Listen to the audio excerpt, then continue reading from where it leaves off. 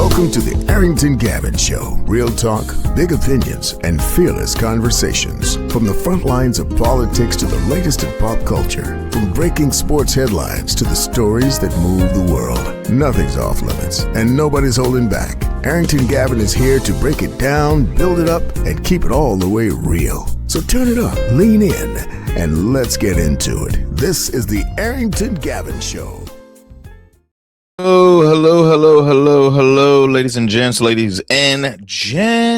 Welcome to another great episode of the Arrington Gavin Show, your go-to spot for sharp insights, bold opinions, and unfiltered takes on the biggest stories of the day, whether it's politics, sports, pop culture, or the latest buzz. Look, we're diving deep and keeping it real. So do me a favor, kick back, stay informed, and get ready to join the conversation.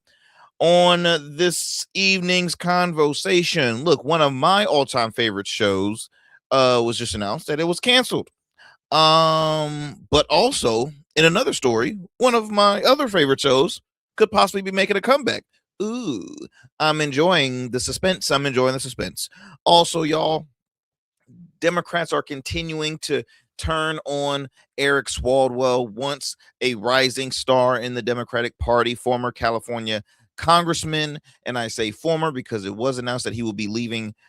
He was resigning from Congress after being forced to. That was due to some serious allegations that are brought to against him by numerous of women.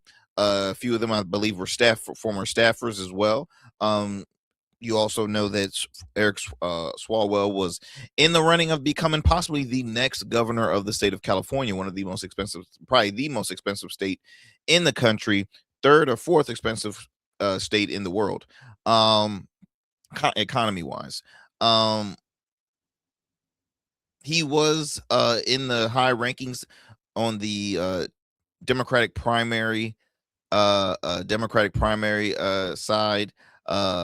Now that he has left the race, as well as resigning from Congress, so many folks are continuing to turn on him. A lot of them are saying, "I didn't know this even occurred." I'm shocked.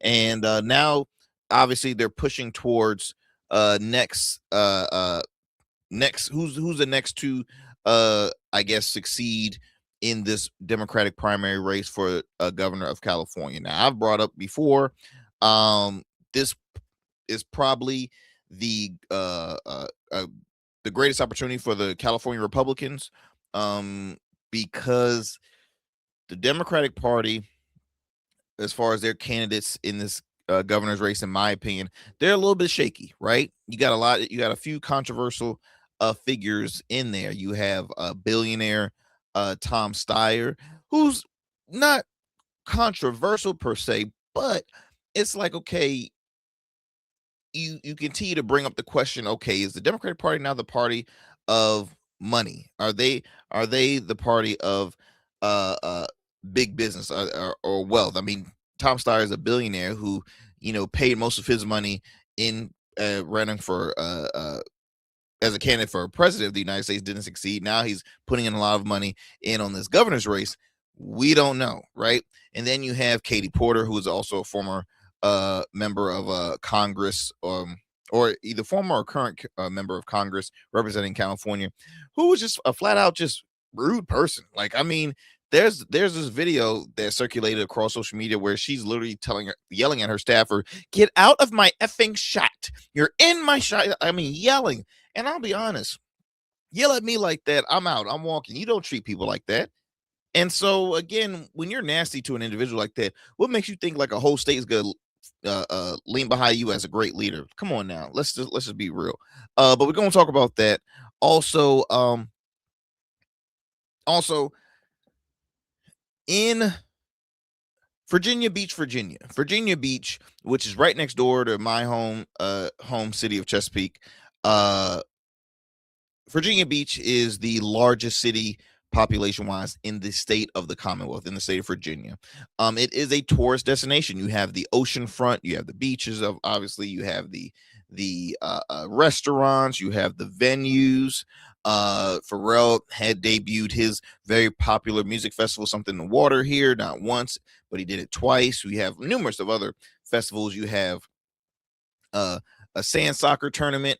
You have the surfing competitions that come there. I mean, a lot of stuff happen at the oceanfront. Tournaments galore, you name it. But they have recently been in the news lately because the crime has increased at the oceanfront, and they're saying, okay, what are we gonna do? What's gonna happen? How can we stop this crime? So, city council has recently voted on a curfew, a temporary curfew, not a curfew, but a temporary curfew, where basically they're in all ages at 9:30 p.m. Yes, 9:30. Let's see if I want to make sure I have my information correct here. It will end at 9:30, and that is going to be through what's currently happening as we speak, and then the final day will be April 24th. Okay, so it's not, again, it's a very short. It's really throughout the month of April.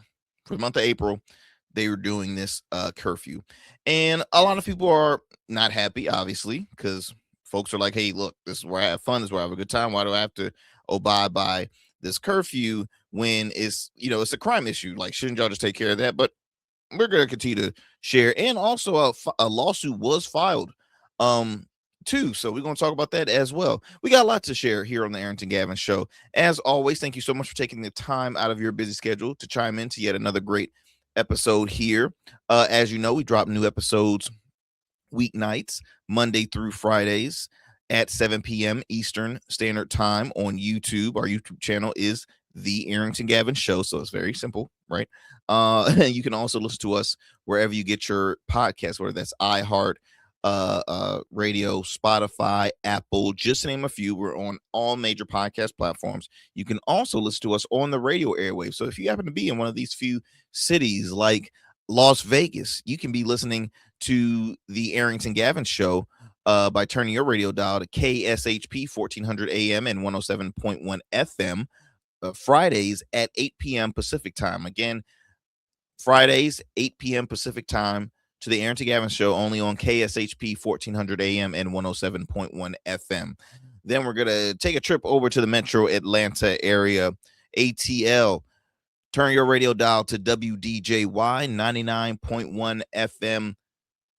Weeknights, you can be listening to the Arrington Gavin Show at 11 p.m. Eastern Standard Time. Weeknights at 11 p.m. Eastern Standard Time, only on WDJY 99.1 FM. And then lastly, we're going to head over to New Orleans, home of wonderful food, culture, music, you name it. Home of the LSU Tigers. Okay, the list goes on and on and on. Be sure to listen in by turning your dial to WBOK 1230 AM. What New Orleans is talking about to the Arrington Gavin Show.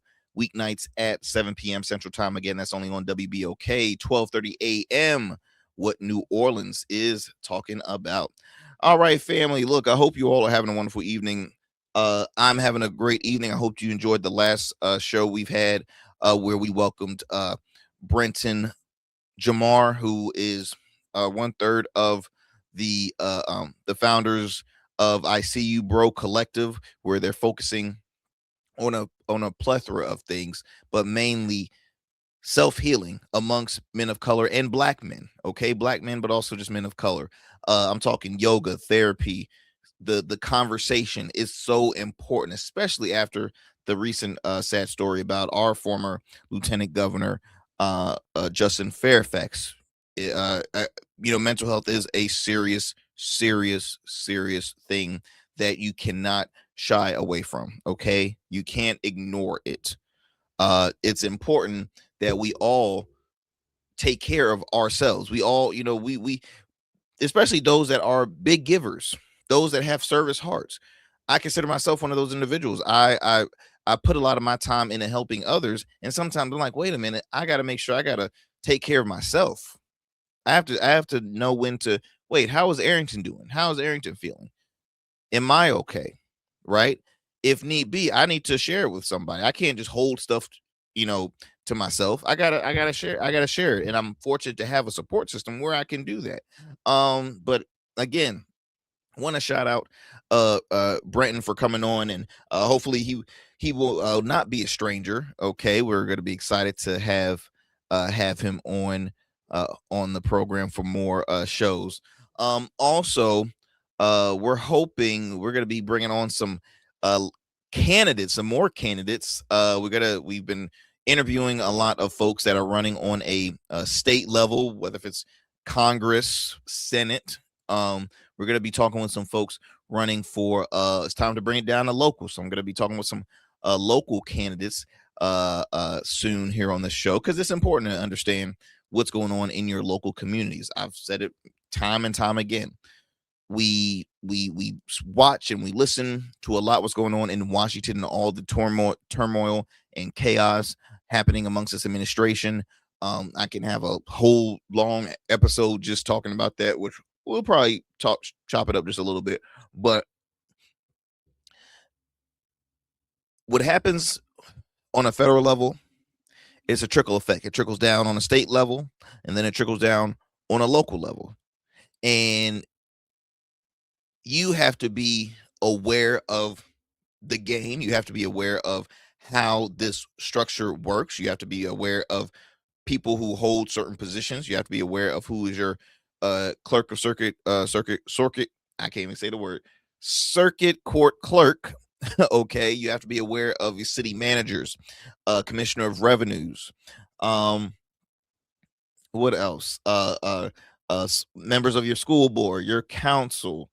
You need to be aware of every single, because there's three branches of government in all levels. You have a executive, legislative,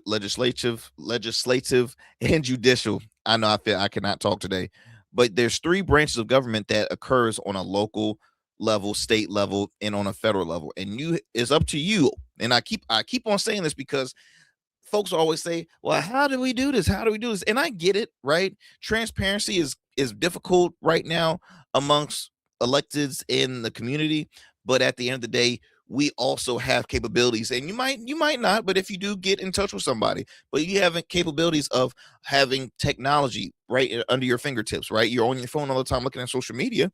You know how to Google this, or you know how to chat GPT this, or you know how to ask Siri this, or ask Alexa that. Well, ask it. Like, you have to be aware of this stuff, y'all. It is time is not or this is a period where you cannot be unaware or clueless of what's happening.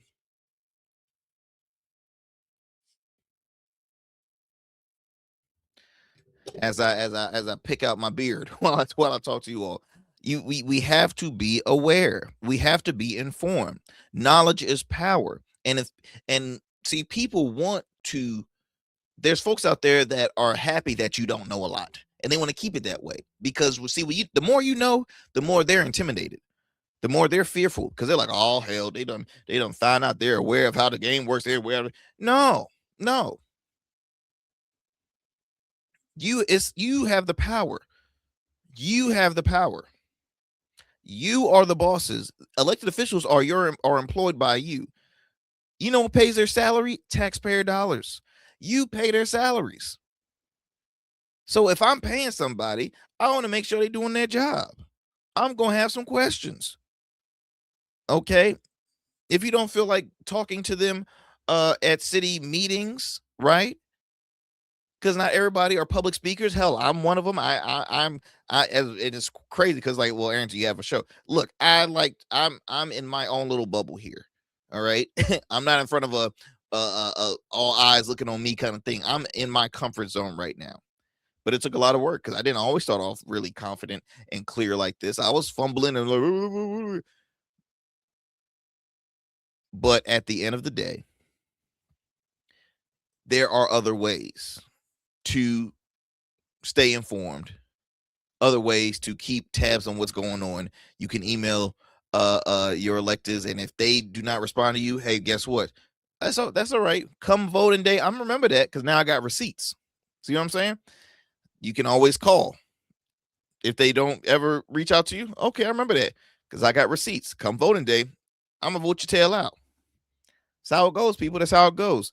Let's see here. Enough of my rant. Well, look, we're gonna head to a quick commercial break. Again, you're listening to the Arrington Gavin Show. Thank you again for taking the time to listen in and tune into our show. Please share with the friends, share with family. Make sure to, if you have not done so yet, subscribe to our YouTube channel. We have a goal to hit 5,000 by the end of the year. We continue to grow each and every day. Each and every day, I think we have a few new subscribers, and I'm just fortunate because we want to keep it that way, y'all. We want to keep it that way. Let's keep that momentum going. But yes, we want to continue to spread great conversation, fun, informative, and yet, hey, we have opinions here, don't we all? But you're listening to the Arrington Gavin Show, ladies and gents. Don't go anywhere and do not change that dial. We'll be right back after these commercial breaks. 6'10", number 1 pick, 16 seasons, College Player of the Year, All-Rookie Standout. Joe Smith built a career on grit, consistency, and showing up. Greatness isn't just about the game. It's about how you show up every day. Rugged Evolution now offers body care products for every man, because not every man wears a beard, but every man deserves care. Greatness doesn't fade. It evolves. Rugged Evolution Beard Care. Every beard deserves to be legendary, and every man deserves care. What's up, y'all? Welcome now. And we still in traffic. Don't look familiar, do I? Not in this seat. Hey, what's that you listening to? Here to host today. Hey, turn it up.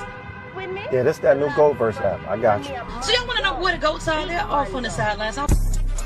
Looking for fresh, relevant content wherever you go? What was the name of that he said? Introducing GoatVerse TV. GoatVerse, that's what it's called. The free streaming app that brings you the best podcasts, current events, and thought-provoking opinions all in one place. Download it now from the Apple Store or Play Store. In Goats, we trust. Every man has a story to tell. Your ambitions, your achievements, your legacy. Your suit should reflect that story, crafted precisely, designed for impact, and tailored exclusively for you. We work with only the finest fabrics, luxurious wools, silk, linen, and blends from world-renowned mills in Italy, the UK, and India. These fabrics are the foundation of custom suits that exude elegance and stand the test of time. But a suit isn't just about fabric, it's about fit, and it's about confidence, and it all starts with you. When you work with me, you'll receive a personalized consultation, whether in person or over Zoom. Together, we'll explore your vision and discuss your needs. And we're gonna bring your ideas to life. My journey as a designer includes apprenticing under New York-based designer Clavon Leonard, showcasing collections at New York Fashion Week, Algeria Fashion Week, and the prestigious Baltimore Met Gala. That experience is what we bring to every suit we create, from weddings to corporate events and everything in between. We specialize in crafting one-of-a-kind suits for life's most significant moments. Dapper Luke has been recognized as one of Baltimore's best menswear in 2023, and I was honored to be one of the 10 designers selected for the prestigious Baltimore Met Gala. With over 900 satisfied clients, we proudly serve Virginia Beach and Baltimore, bringing world-class designs to these incredible communities. We don't just make suits, we craft confidence. Your suit will fit your body, your style, and it will tell your story. Book your free online personal consultation today. Visit www.dapperluke.com. What is happening, y'all? Welcome back to the Arrington Gavin Show. As I mentioned earlier, a couple things. There's one of my favorite shows was recently announced that it was being canceled. I'm very disappointed, but with that, there is another show that is possibly making a comeback. So let's go ahead and talk about it. So I don't know if y'all heard here, but Law and Order Organized Crime, which starred Christopher Milani, who is Detective Stabler, Detective Elliot Stabler of the Law and Order series, very popular character. Elliot was started from the SVU series. Then he ended up leaving that show, and they started a spinoff called Organized Crime, where he was the star of it. After 5 seasons, it was recently announced that they were canceling Law and Order Organized Crime. So before I move forward with my spiel, I want to share this clip of Christopher Milani sharing on his social media in his convo message that he wanted to send to the fans out there. Hey everyone, I just saw that they announced OC, Organized Crime, won't be coming back. So I want to take this moment to say thank you to the fans who not only helped give the character of Elliot Stabler life and longevity, but for sticking with him, and welcoming him back. Good ride. It was a good ride. Had a great time playing him.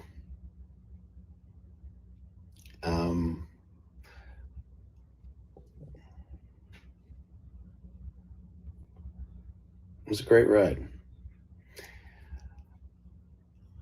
But thank you. You helped give me a career that I never dreamed of. Nearly 17 odd years.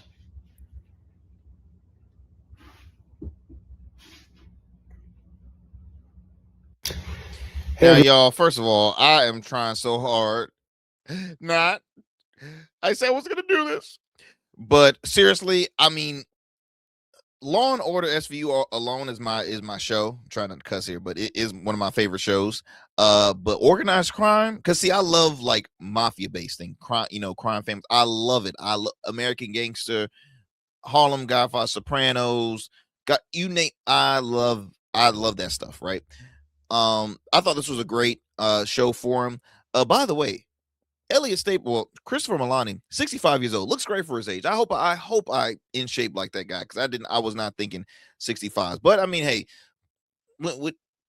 when you are on one of the most watched programs, or a part of the most watched franchise of all time, making good money, yeah, I mean, you want to keep stay in good shape. And I'll just be honest. Elliot Stabler, I mean, he only on TV because Elliot Stabler does survive bombs, getting hit by trucks, shot, stabbed, this, that. Like, how is that man still alive? I don't know. But just to kind of give you a background here, so Law and Order SVU, which is Special Victims Unit, started in 99, I believe. Was it 99? Yes, it was 99. He's one of the OGs from that series. He was on there from 99 to 2011. Then it was an absence, and then he came back in 2021. Now, currently on his Wikipedia page is saying that he still is.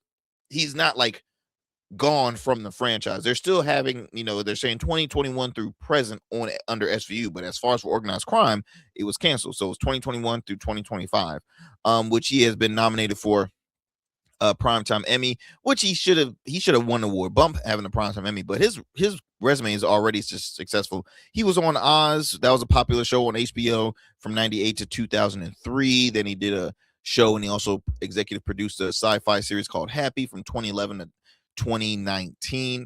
So he's been in some great projects. But when you've been a character for so long, it's kind of hard to like say, okay, that's Christopher Milani, the actor. No, you're gonna say that's Elliot Stabler, like flat out. Like, that's Detective Stabler. You can't call him anything else. It's just like Susan Lucci, right? Now you're probably saying, who the hell is Susan Lucci? Well, Susan Lucci is the actress, but okay. But if I say this, Erica Kane, you're gonna be like, oh, I know who Erica Kane is. All My Children's Come On. So, memorable characters, folks remember them a lot longer. And because it grasps them, you're a part of that character. And he said it best. He said, hey, it was a great ride. It was a great ride. Now he's saying goodbye to the SVU fans and the OC fans. So it's time will tell if he's permanently like gone from the Law and Order series. Should he be brought back to SVU? Me personally, I would say yes. But this is just like, any other long series. SVU has been on y'all for almost 30 years. Or at least 30 seasons.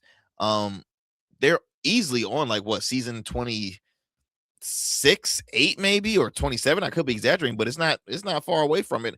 Ice-T still got his check going on with them. But they're saying the show was canceled due to low ratings. To me, I don't want to believe it. Just because, most Law and Order, well, I'll say it like this. It's not foreign to hear that a Law and Order spinoff did not last long. That's happened before. But Elliot Stabler's character is so, like, just it's one of the most important characters in the Law and Order franchise. You can't cancel. I mean, for 5 seasons, at least stretch it to 10, but 5, which 5 is still good. There's how many popular sitcom shows has been on for 5 years, right? So 5 is a good number, but I personally, now I'm a little biased because I'm still currently, I think I'm heading to season 4, might be in season 4 of the series, because I watched it on Peacock. And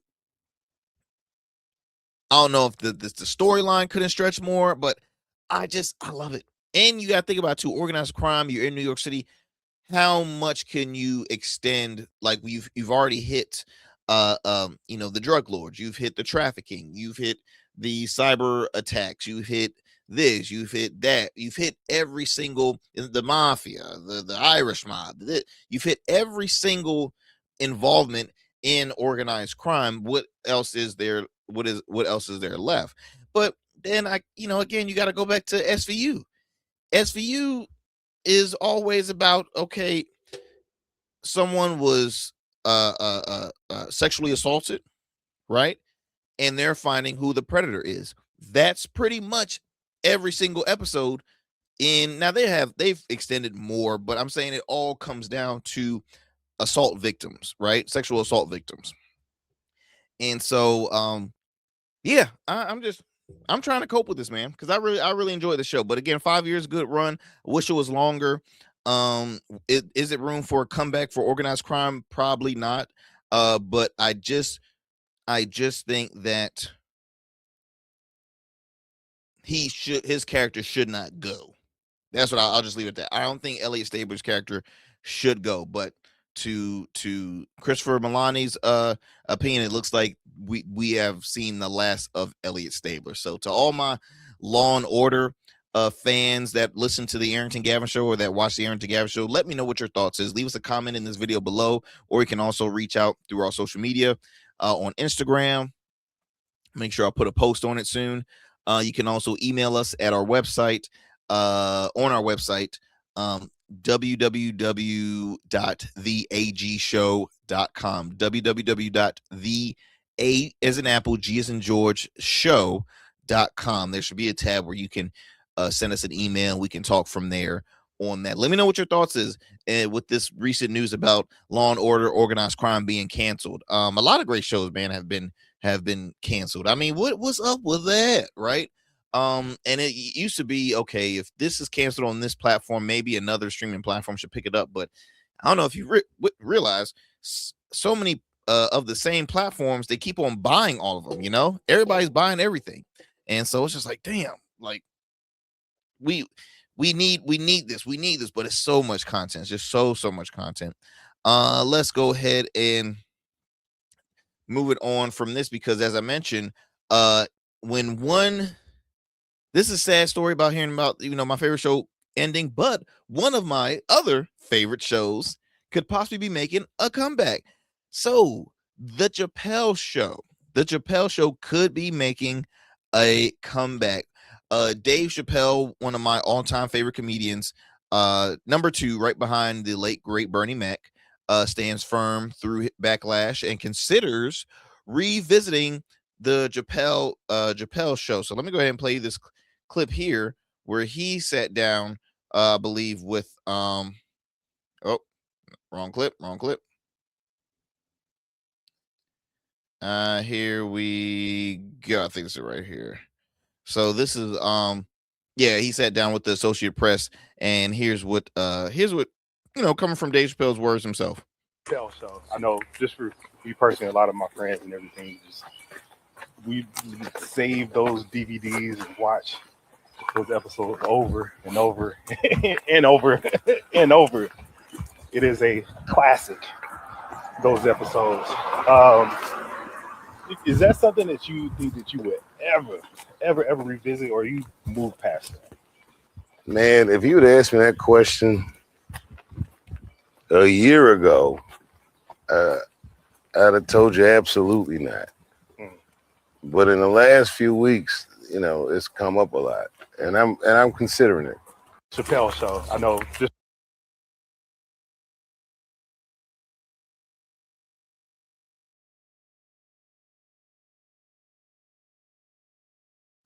Okay, there we go. Lost my mic there. He's considering it.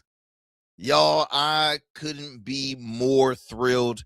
Let me read you more of this article here. Dave Chappelle strolls through Ohio Village downtown like he always does, because he lives in Yellow Springs, Ohio, which that's no one. They're like, where is Yellow Springs, Ohio? First of all, I've only been to Ohio once, and I was in Canton to the NFL Hall of Fame. But my wife and I, because she knows how much I am a super fan of Dave Chappelle, it's like, let's go to Yellow Springs. I just want to go, because Dave Chappelle has like a whole, like, he has a real estate company in Yellow Springs, and his company is really build up the community. I think he has like half of property there, and it's entertainment, this, that, and the other, and it's really dope. But anyway, as I continue reading this, he strolls through the village downtown Ohio, unbothered, unheard, and unmistakably himself.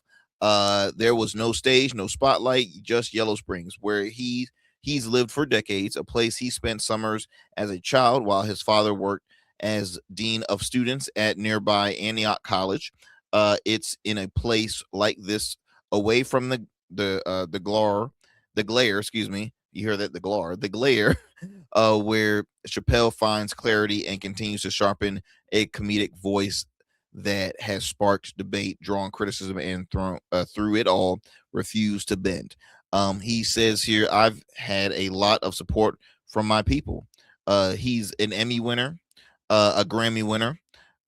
He says that's what sustains me. He sat down with the Associated Press before walking through the town, where he'd recently participated in a ribbon cutting ceremony for a restored 19th century schoolhouse that now houses a public radio station and will serve as office space for his company, Pilot Boy Productions. Public radio station. That is so. And again, public media has been struggling due to this administration, right? It's disgusting. And public, and especially in a rural community like it, public radio is extremely important. It's extremely important. That helps educate youth as well as just the community in general. Chappelle said he didn't initially expect his voice to carry the weight it does today. Sometimes, and I quote, he says, sometimes people will attach things to your voice that don't necessarily have anything to do with you. Your responsibility is to be true to yourself and your work. The voice has become one of the most scrutinized in comedy, particularly after criticism of jokes about transgender people in his Netflix specials. Now, the backlash surrounding The Closer in 2021 drew protests and internal pushback at Netflix, turning his work into flashpoint in broader debates over comedy culture and free speech. Now, Chappelle said he has never set out to provoke controversy, describing his work as an extension of the same stand-up he has always done. He said the reaction often felt disconnected from the audiences who continued to show up. The media used to talk about jokes that I did, and none of the stuff swayed my audience. So I feel like I need to be true to something. Now, going back to this reconsidering the Chappelle Show, he said for many years Chappelle's voice is still tied to the Chappelle Show. Now, I want to tell you something funny. So I own the DVDs of the Chappelle Show now. I'm pissed the more I think about it, because I had one, and I think when I was in college, I let a buddy of mine use the I think either season 2. I had never got that back. Now I graduated college in what 2017. Still, yeah, I'm waiting. He knows what I'm talking about. I ain't gonna say his name on air, but he knows. He knows. All right. If he's listening, I want my DVDs back. Ugh. Let's see here. So the series premiered in 2003, y'all, and quickly became a culture force with its sharp satire on race, politics, and pop culture. Y'all, it was a show like no other. If y'all did not watch the Chappelle Show, it was a show like no other. That's why he's made the joke before saying Key and Peele are doing my show, because Chappelle Show was sketch comedy, right? Mainly, and it grew a lot of careers. I mean, Charlie Murphy was a part of that. Donnell Rawlings was a part of that. It was an avenue or platform, excuse me, not an avenue, but a platform for neo soul music. Okay, I mean, Kanye West was on there before he turned to this, big phenomenon he is now. Erykah Badu, Outkast, Common, Mos Def, which I'm blanking on his new name. He doesn't go by Mos Def anymore. But it was the Roots. It was so many greats in the world of hip hop. He had Paul Mooney on there, for crying out loud. I'm talking like his sketch, like who doesn't remember the sketch, like the Rick James sketch, or when he impersonated Prince, or when he impersonated a black KKK member who was blind. Like it was just it doesn't get any funnier than that. And he had cameos from other celebrities as well. But the show ran for two full seasons, with an abbreviated third season released in 2006 after Chappelle walked away during production. It was a decision he later attributed to burnout and concerns about the show's direction.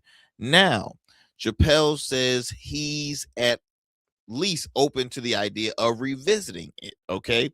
If you ask, he said, and I quote, and we all heard it, but I'll repeat again. He just said, if you asked me years ago, I would say, absolutely not. I'm not going to bring it back.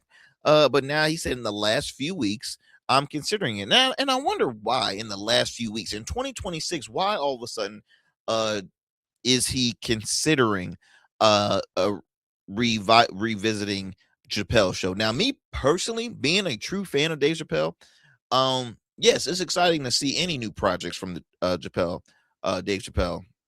Every time he has a new comedy show. I was actually just talking with my wife because we recently saw who was it? Trevor Noah, right? Very talented brother. Trevor Noah has a new comedy special on Netflix. And me personally, and this is not a shot at or shade, excuse me, let me rephrase the words.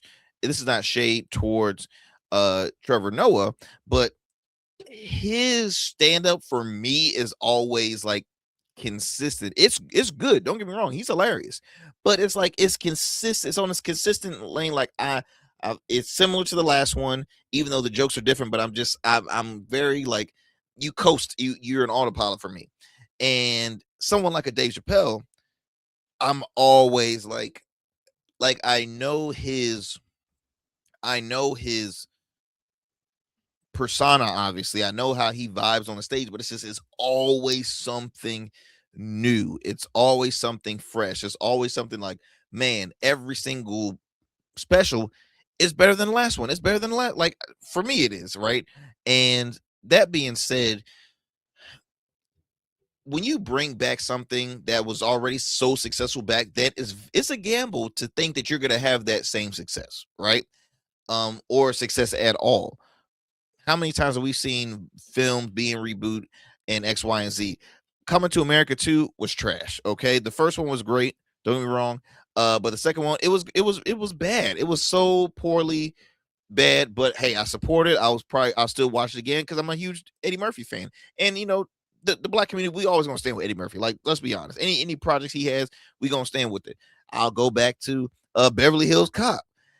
It was good, but it's like he didn't have to do it. Find some new stuff. Bad Boys, every single thing that is like a reboot of something, I'm like, you're pushing it. Another example, Arsenio Hall, comedian Arsenio Hall, who was known as, at one point he was the king of late night, right? He had a very successful 5-year run as a late night talk show host called the Arsenio Hall Show. And it was a culture phenomenon, and he was on the cusp. Like he was still on that momentum where he was going to continue. He could have been on for 20 plus years, right?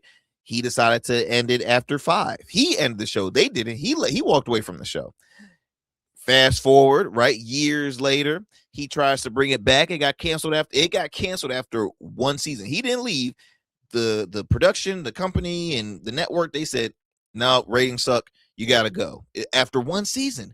1 season. It's the same guy. Literally the same format. Would change. So that being said, Dave Chappelle, I don't know his age, but I can't see today's Dave Chappelle doing sketch comedy. Okay. When he was on Saturday Night Live, the best thing about Saturday Night Live was his opening monologue, in my opinion. He's not a sketch comedy guy anymore. Now, that doesn't mean he still can't create a show, and it could be like another extension of a sketch comedy that involves other people, maybe not known people, maybe just folks that has maybe opened up for him, or just, up and coming talent. Maybe he might start a competitive sketch show to Saturday Night Live. We don't know. We really don't know. Or he might just change the format. Maybe he might not even do sketch comedy. Maybe he would do something to a I don't know. I wouldn't say like an open mic, comedy thing like Apollo, or not Apollo, Def Comedy Jam or something like that. I don't know. I mean, just what's your thoughts on it, y'all? I wrestle with it. I really do wrestle with it. Like, I'm excited the fact that he's revisiting, and he's only revisiting. Like, he's having thoughts. It's not saying it's nothing set in stone, but I'm just saying, do you want him to bring the show back? And do you think it will be as successful like he never left? Like, what's your thoughts on that one, y'all? I'll leave you with that question. Do you think this is a great idea? That if the Chappelle Show comes back, do you think it will be just as successful as it was years back? All right. Let me know what you think. All right. And then we're gonna talk about it later on some other time. All right. So looking at my time here, let's go ahead. Let's move on to some politics here. I want to talk about Swalwell just for a little bit, because he still continued to receive some major backlash. This is from one of his donors, billionaire Democratic donor Stephen Klebeck, who I believe Stephen Klebeck ran for office out in California, and then he dropped and said, I'm gonna stand with Swalwell. He donated over $1 million to Eric Swalwell's campaign, and this is what he had to say when he was asked about his recent response, or what's his take on the Eric Swalwell controversy surrounding the allegations, and what do you think is going to happen? What's your take? Long story short, is they're saying, please share us your response, being a person who stuck with Eric Swalwell during this campaign and really was hoping that he would be your next governor. This is what Klebeck had to say, y'all. You're mad. I mean, mad. Yeah. I am no longer a Democrat. I'm now a libertarian Republican, because that's what a blue dog Democrat used to be. Okay? Mm-hmm. It's called executing, being accountable, enforcing, respect, responsibility, and results.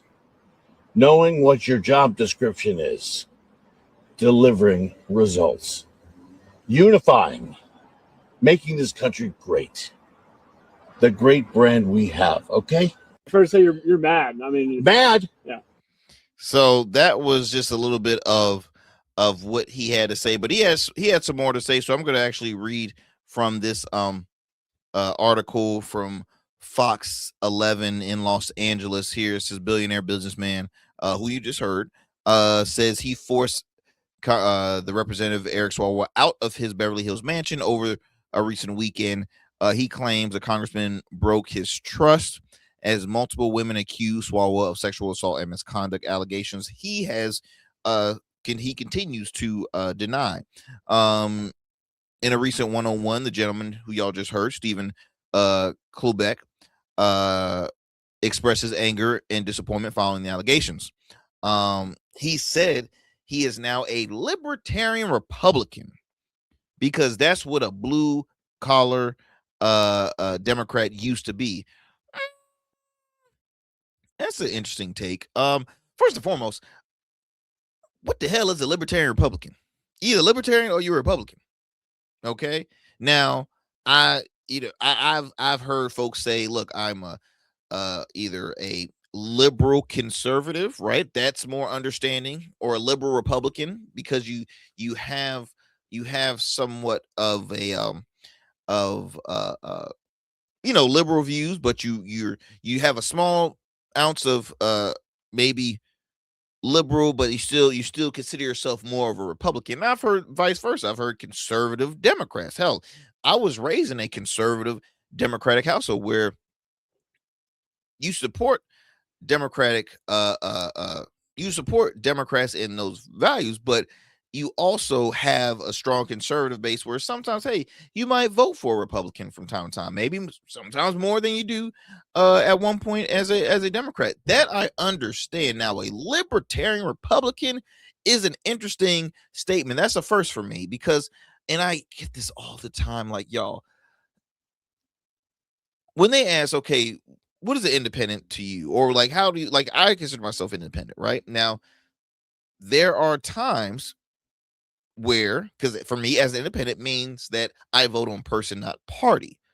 So if I'm listening to a Democrat share his or hers issues that they're going to fight on, and if I feel the trust and be like, you know what, I think I'll vote for that person. But if I feel the same way with a from this person and they happen to be a Republican, I'm going to vote for that person. That's, for me, being an independent. You don't let the party politics kind of take over. You vote on, you vote on your heart, you vote on your views, and you say, okay, I think this person will be great for the job. Now, in our current society, in our current state right now, on a federal level, there really is no traditional Republican Party. There's MAGA, and I do not like MAGA. So if you say, Arrington, do you support MAGA movement thing? Hell to the no. I want to get MAGA out of here. If that means supporting more of what's on the left, then let it be. But we got to do something with MAGA, because all it is causing more and more divide, more and more headache, more and more issues, right, in our society. I don't need to go back on what those issues are, but that's what we see. So that being said, for this man to have been a long time Democrat. Now, look, old school Democrats really are, they exist, but they're not in power as much. Those that have a prominent voice, you could say progressive, but progressives are not, to me, I don't think progressives will win elections as much as a moderate Democrat will, because not everybody is on board with the progressive movement. Same goes for on the right. MAGA is losing their power. Okay, MAGA is not doing so good. You get your traditional, your moderate Republicans that people are going to lean more towards, but who's to say they might change their ways once they're in office, right? My sitting governor right now, Abigail Spanberger, a lot of folks say she campaigned on being a moderate, but she's doing a lot of progressive leaning bills and passing a lot of progressive bills currently. That you make the assumption on that. But yeah, libertarian Republican. So this guy's so mad he just left the party. So good job, Eric Swalwell. So now the California Democrats just lost a billionaire donor who donated over $1 million to their party. The allegations have triggered swift political fallout. Swalwell, once considered a leading Democrat candidate of the candidate for California governor, had dropped out the race and resigned from Congress. Klubeck said he confronted Swalwell and ordered him to leave his home. He said, "You busted the trust. I'm disappointed and disgusted. Get out of here." That's what he said. You busted the trust. You don't bust the trust. The race for governor is now in flux, with 2 Republicans and 7 Democrats vying for the top 2 spots. Now, here's the sad part, y'all. And this is spots happening in the June primary. 7 Democrats, 2 Republicans. I'm telling you, if a Republican comes out on top of this race, what a huge L for the California Democrats. And again, I said you got 2 of your key people, because really, to my understanding, I believe Katie Porter and Eric Swalwell were top 2. Well, I'm sorry, she wasn't top 2. Eric Swalwell was top 2. I believe Katie Porter was like 3rd or 4th. She got to go. Now they're pushing I believe a mayor out of I believe it's out of San Francisco. Let me look him up very quickly because I'm looking at my time here. Mayor of San Francisco. Hold on. Mayor of San Francisco. I think this gentleman is running. Yes, Daniel Laurie. I believe Daniel Laurie is pursuing to run for governor. Is he, or is it just me? Maybe I'm wrong. I'm sorry. Let me take it back. Wrong info. I'll find that out a little later because I couldn't remember. It was a mayor though from the state of California that was also in this race. But Tom Steyer, who was a former presidential candidate and billionaire as well, he's liked by some, but it's like at the end of the day, do you really want a billionaire pursuing this governor's seat? And he ran before for president. Nice guy, quite progressive, but he puts, he was like a, what's the word I'm looking for? He was like a Mike Bloomberg, kind of candidate, right? A lot of folks like him, but at the end of the day, it's like, you're putting a lot of your money in. It's a lot of money that you lost because you lost the president's race. Now you're running for governor of California. Let's see how it goes. I mean, I posted a video of him dancing to Juvenile, him and his wife, and he was trying to get down, trying to get them black votes. Yeah. Back that thing. You bad when you back the thing. If he was over here just bobbing and weaving, he's like, come on, vote for me. I need those votes. But let's see how that goes. I mean, again, I think they're kind of in they're a bit confused right now with what's going on right now. Swalwell really messed them up with this whole controversy, this story happening here. Let's see. Another quote I want to read by independent political strategist Louis Alvarado. He says, it creates a void Democrats haven't been able to figure out in the last 6 months, and now they're going to have to figure it out in the next 6 days. A former senior communication advisor for Swalwell anonymously sent a message to Sidorf saying they're horrified, shocked, and deeply disturbed by the allegations. Another advisor, the advisor also wrote, we were lied to by someone we trusted to lead this state, adding that voters deserve leaders who uphold the highest standards of integrity and moral character. Quebec also suggested broader concerns in Washington. He said, you don't sleep with people you work with. You don't do that. And I'm telling you, there are so many more in DC that need to be looked at. And he's not lying. I mean, again, more and more comes out. A lot of interesting kind of topics or suggestions that was brought was like, why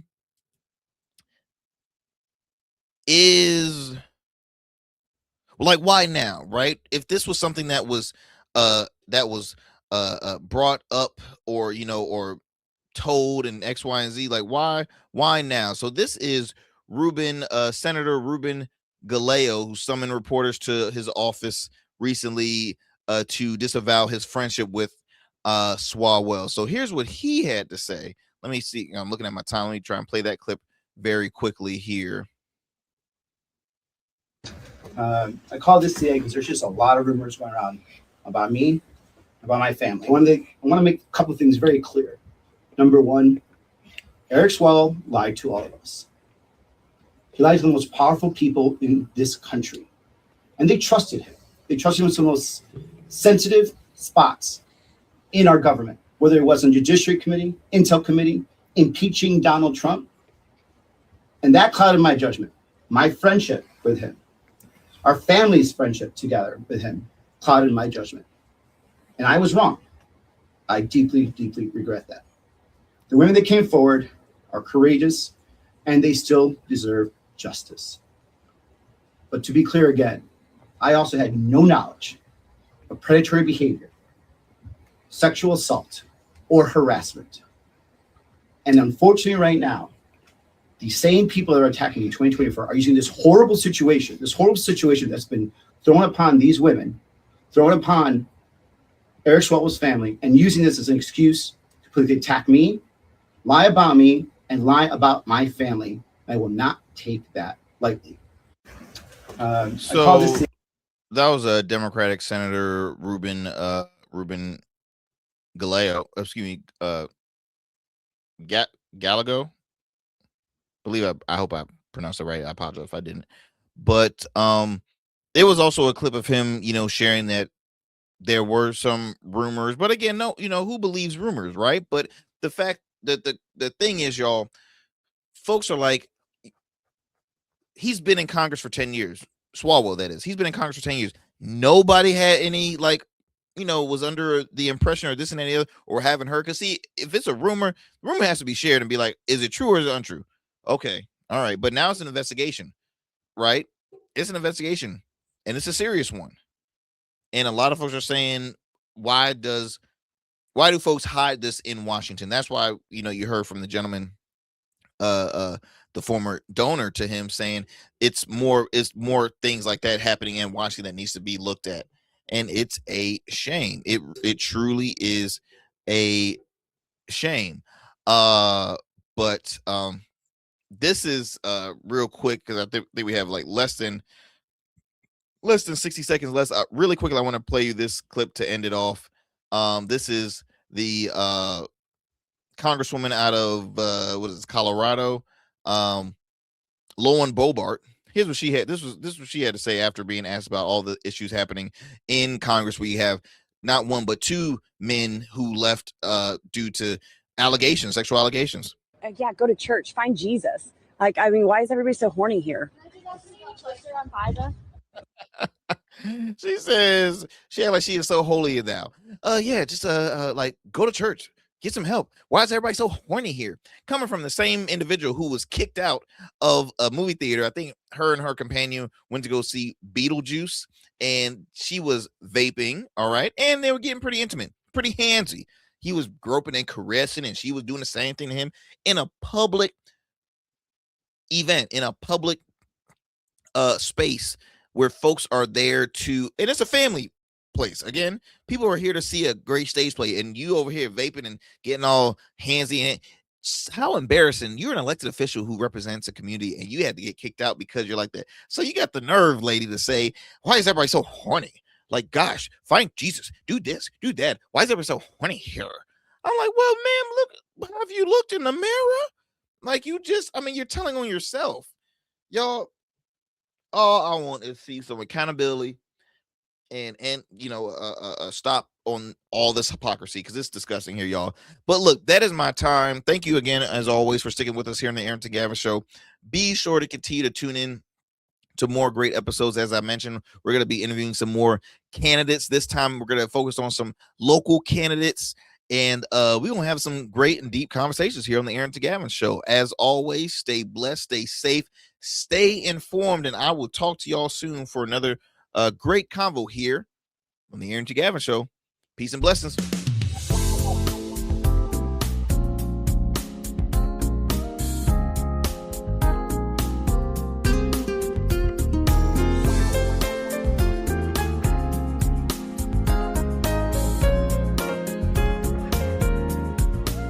That's it for tonight on the Arrington Gavin Show. Thanks for tapping in and keeping the conversation alive. Don't forget, stay connected with us on all platforms. Follow at Arrington Gavin on Instagram, Blue Sky, and X, and subscribe to the official Substack for exclusive takes and deep dives you won't get anywhere else. We're here every weeknight, same time, same energy, same real talk. Until next time, stay bold, stay sharp, and stay true. That's what we do on the Arrington Gavin Show. Peace.